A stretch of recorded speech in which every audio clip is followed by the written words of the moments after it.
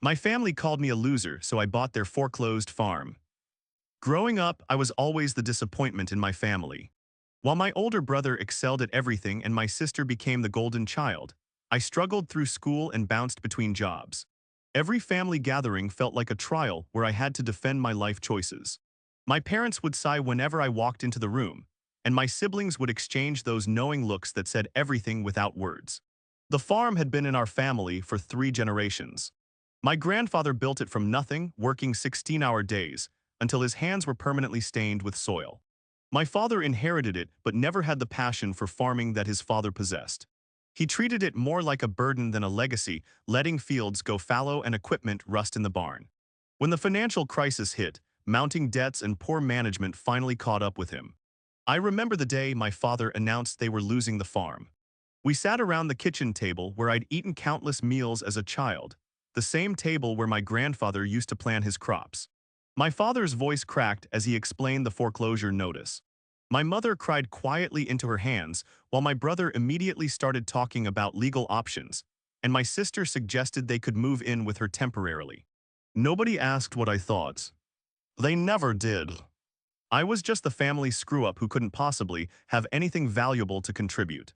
But I sat there listening, calculating numbers in my head, thinking about possibilities they couldn't see. I had been saving money for years, living in a tiny apartment and driving a beat-up car while working multiple jobs. Everyone assumed I was just wasting my life, but I had been preparing for something exactly like this. The foreclosure auction was scheduled for the following month. My father spent those weeks in a daze, walking around the property like a ghost visiting his former life. My mother packed boxes with mechanical precision, wrapping each dish and photo like she was preparing for a funeral. The whole family treated me like I was invisible during this time, too wrapped up in their own grief to notice that I was making plans.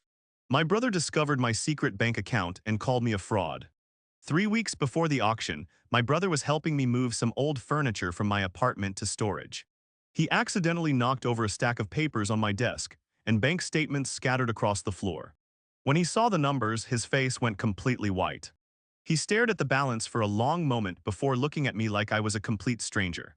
His reaction was immediate and explosive. He called me a fraud, demanding to know how I had accumulated so much money while living like I was broke. He accused me of hiding assets while the family was struggling, of being selfish and manipulative. Within hours, he had called everyone in the family to share his discovery. My phone buzzed constantly with angry messages and missed calls. The family meeting that followed was brutal. They gathered in my parents' living room, the same room where we used to open Christmas presents and watch movies together. Now it felt like a courtroom where I was both defendant and jury. My sister accused me of enjoying their suffering while secretly hoarding wealth. My parents looked at me with a mixture of hurt and confusion, unable to understand why I had kept this secret from them. I tried to explain that I had been saving for a purpose, that I wanted to help them, but they wouldn't listen. My brother kept interrupting, calling me a liar and a manipulator. My sister said I was probably planning to abandon them, like I had abandoned everything else in my life. The more I tried to defend myself, the angrier they became. They had already decided I was guilty of some terrible betrayal. That night I sat alone in my apartment, surrounded by the silence that follows a family explosion. My phone had finally stopped buzzing with angry messages. I realized that no matter what I did, they would never see me as anything more than the family failure. They had constructed an image of me that was so fixed in their minds that evidence to the contrary only made them more suspicious and hostile. I made my move at the auction and shocked everyone present. The morning of the auction, I arrived at the courthouse early. My family was already there, huddled together like refugees from their own lives. They saw me approach and their expressions hardened immediately. My brother stepped forward as if to block my path, but I walked past him without acknowledging his presence. I had paperwork to file and preparations to make. The auction drew a decent crowd. Local developers circled like vultures, discussing plans to subdivide the land for housing developments. A few neighboring farmers showed mild interest, but most seemed to be there out of curiosity rather than serious intent to bid. My family sat in the front row, watching their legacy about to be sold to the highest bidder. When the auctioneer called for opening bids, I waited. The developers started conservatively, testing the waters with low offers. A couple of farmers made token bids, but quickly dropped out when the price started climbing. My family watched with growing despair as strangers casually discussed purchasing their ancestral home. My father's shoulders sagged lower with each bid.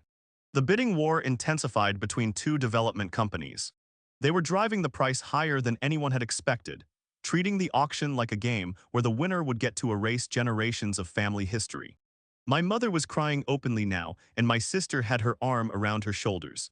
My brother sat rigid, his jaw clenched in fury at the whole situation. When the bidding reached a plateau and the auctioneer called for final offers, I raised my hand. The room fell silent as I announced a bid that was significantly higher than anyone else had offered.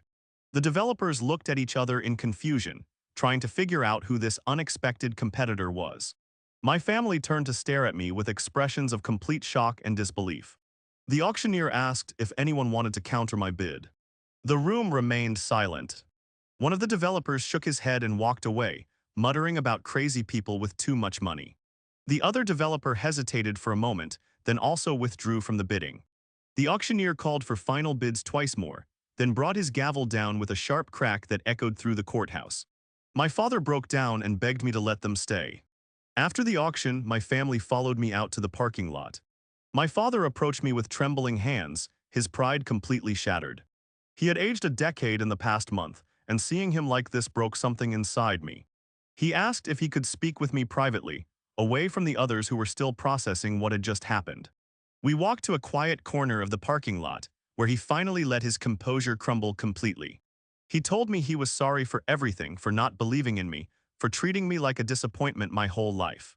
He said he understood if I wanted them to leave immediately, but he begged me to let them stay long enough to figure out where they would go.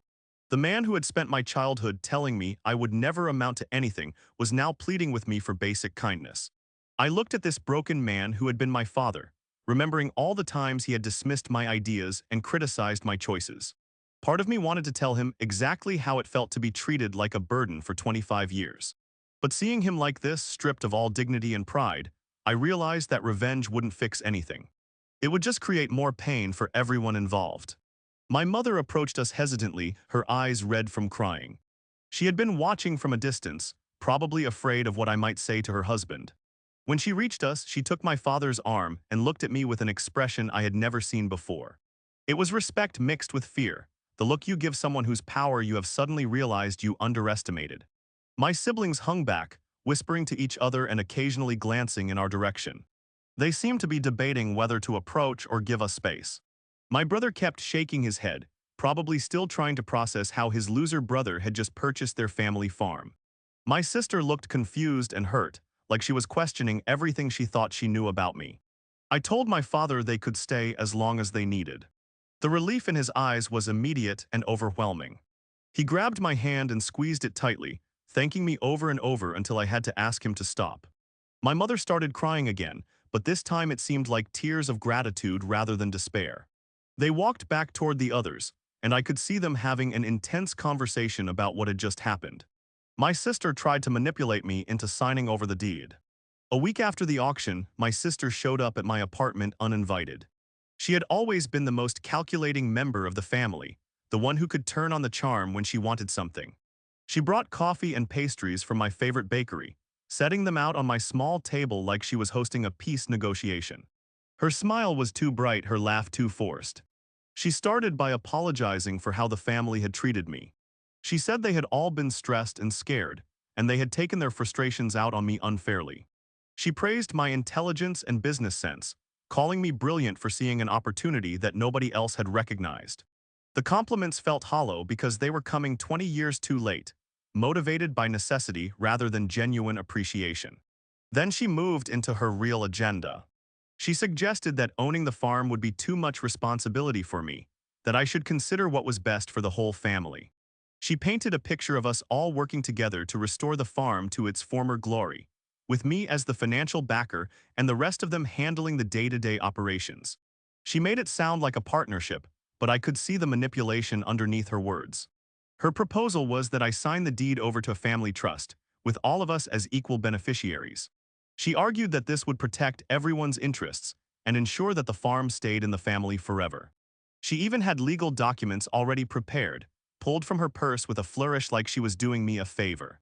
The papers were professionally drafted, suggesting she had been planning this approach for days. I read through the documents carefully while she watched me with barely concealed anxiety. The trust arrangement would effectively strip me of all control over the property, while still making me responsible for all the financial obligations. It was a sophisticated way of taking the farm away from me while making it look like a family-friendly solution. I set the papers down and looked at her with new understanding of just how little she thought of me. When I declined to sign, her mask slipped completely. She accused me of being vindictive and selfish, of using the farm as a weapon against the family. She said I was proving that I really was the loser they had always thought I was, just one who had gotten lucky with money.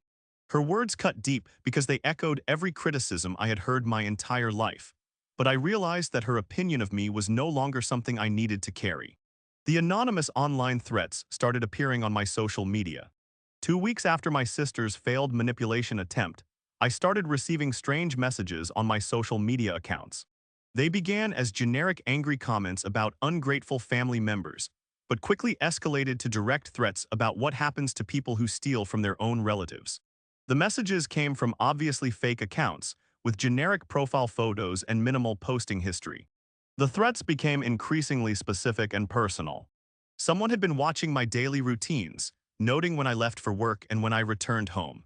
They described my apartment building, my car, and even what I wore to the grocery store. The messages suggested that I was being followed, that someone was documenting my movements and planning some kind of confrontation. I tried to trace the accounts, but they were created through temporary email addresses and protected by VPN services. Whoever was behind them understood technology well enough to cover their tracks effectively. The writing style varied between messages, suggesting either multiple people were involved or someone was deliberately trying to disguise their identity by changing their voice. The harassment extended beyond social media. I started receiving strange phone calls at all hours, usually silent but sometimes with heavy breathing or muffled voices making vague threats. My work email received anonymous messages questioning my character and suggesting that my colleagues should be careful about trusting me. Someone was conducting a systematic campaign to make me feel unsafe and isolated. I suspected my family was involved, but I couldn't prove it. The threats were too sophisticated for my parents to orchestrate, and my brother wasn't tech-savvy enough to maintain this level of anonymity. My sister had the intelligence and vindictiveness to coordinate something like this, but she was also smart enough to maintain plausible deniability. The uncertainty was almost worse than knowing for sure. The final straw came when I found my car vandalized in my apartment parking garage. Someone had keyed deep scratches into the paint and slashed all 4 tires. The security cameras in the garage had mysteriously malfunctioned that night, leaving no record of who had done the damage. A note tucked under my windshield wiper simply said "Family comes first," in block letters that revealed nothing about the writer's identity. My grandfather's hidden journal revealed a shocking family secret. While cleaning out the farmhouse attic, I discovered a metal box hidden behind some old insulation. Inside were documents and photographs I had never seen before, including a leather-bound journal that my grandfather had kept during his final years. The entries were written in his careful handwriting, documenting not just farm operations, but also his observations about family dynamics and his growing concerns about the future.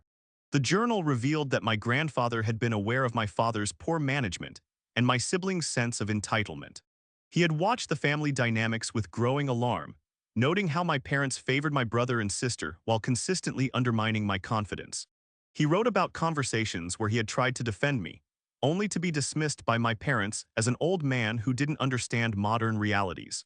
More shocking was his revelation about the family finances. My grandfather had discovered that my brother had been stealing money from the farm accounts for years, siphoning funds to support his expensive lifestyle while contributing nothing to the actual work. He had documented the theft meticulously, keeping copies of bank statements and forged checks that proved the systematic embezzlement. The journal also revealed that my sister had been manipulating family decisions for her own benefit, convincing my parents to make choices that would eventually benefit her while harming the farm's long-term viability. She had pushed for expensive upgrades and equipment purchases that served no real purpose, except to drain resources that could have been used to maintain the property properly. My grandfather's final entries expressed his regret about not taking action sooner. He had been torn between protecting the family unity and protecting the farm's future. He had hoped that somehow the situation would resolve itself, that my siblings would mature and take responsibility for their actions. Instead, he watched helplessly as they continued their destructive behavior while I was blamed for every family problem. The most devastating revelation came in his last entry, written just days before he passed away. He had changed his will to leave the farm directly to me, but my parents had convinced him that this would destroy the family. Under pressure from my mother's tears and my father's arguments about fairness, he had changed it back to the original version that left everything to my father. He died believing he had made a terrible mistake that would eventually cost us everything. I found evidence that my brother had been embezzling from the farm. Armed with the information from my grandfather's journal, I began investigating my brother's financial activities more thoroughly. I hired a private investigator who specialized in financial crimes, giving him access to the farm's banking records and my brother's personal accounts. What we discovered was even worse than my grandfather had suspected. My brother had been running an elaborate scheme for over a decade. He had created fake vendor accounts and was writing checks to himself for non-existent services. He had been selling farm equipment and pocketing the money while reporting the items as stolen or damaged. He had even been claiming government subsidies for crop programs that existed only on paper, collecting thousands of dollars in fraudulent payments. The total amount he had stolen exceeded $200,000, which explained why the farm had struggled financially despite having decent revenue from legitimate operations. He had been bleeding the business dry while positioning himself as the responsible son who was working hard to keep things running. Meanwhile, I had been blamed for being a financial burden on the family. The investigator also discovered that my brother had been using the farm's credit line to finance his personal investments, including a failed restaurant venture and several bad real estate deals. When these investments collapsed, he had simply walked away, leaving the farm responsible for the debts. This explained the cascade of financial problems that had led to the foreclosure. Most infuriating was learning that my brother had been planning to let the farm go to foreclosure all along. He had been moving assets into his wife's name and had already secured a job in another state. He intended to abandon the family completely once the farm was sold, leaving my parents homeless and financially ruined. His angry reaction to my purchase of the farm wasn't about family loyalty. It was about his escape plan being disrupted. I now had enough evidence to file criminal charges against my brother and potentially recover some of the stolen money. But I also realized that pursuing legal action would completely destroy what remained of my family.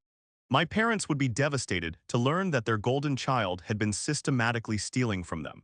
My sister would probably side with my brother, claiming I was fabricating evidence to justify my actions. The family confrontation that changed everything forever. I decided to confront my family with the evidence all at once, rather than letting them continue to live in their delusions. I called a family meeting at the farmhouse, the same kitchen where we had learned about the foreclosure. I spread my grandfather's journal and the financial documents across the table, creating an undeniable timeline of betrayal and theft. My parents arrived first, still treating me with the careful politeness they had adopted since I bought the farm. They sat in their usual chairs, looking nervous but not yet understanding the magnitude of what I was about to reveal. My mother made small talk about the weather while my father examined the documents with growing confusion. When my brother and sister arrived, the atmosphere in the room shifted immediately. My brother took one look at the papers on the table and his face went completely pale.